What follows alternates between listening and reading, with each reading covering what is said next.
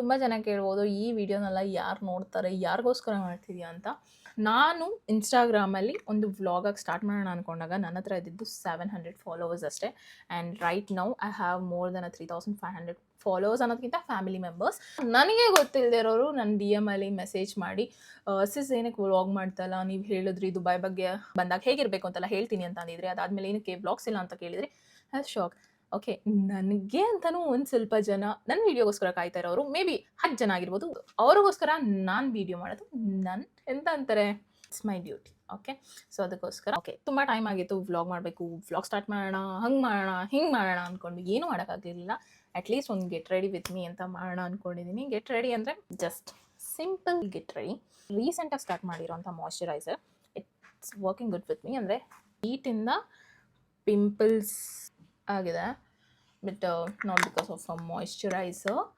And ಬ್ಯಾಕ್ಗ್ರೌಂಡೆಲ್ಲ ಕೆಡ್ದಾಗಿದ್ರೆ ದಯವಿಟ್ಟು ಕ್ಷಮಿಸಿ ಅಂತ ಕೇಳ್ಕೊತಾ. ದುಬೈಲಂತೂ ಹೆವಿ ಶೆಕೆ ಅಂದರೆ ಹೆವಿ ಬಿಸಿಲು, 50 ಡಿಗ್ರೀಸ್. ಎಸ್, ಇದು ನನ್ನ favourite.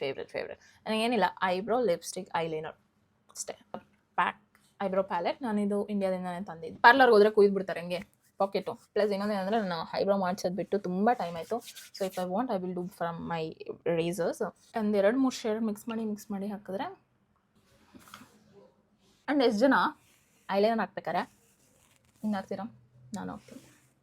Okay, and actually smudge brush ಎಲ್ಲ ಇದೆ, ಬಟ್ ಎಲ್ಲಿದೆ ಅಂತ ದೇವರೇ ಗೊತ್ತಿಲ್ಲ. ಆ್ಯಂಡ್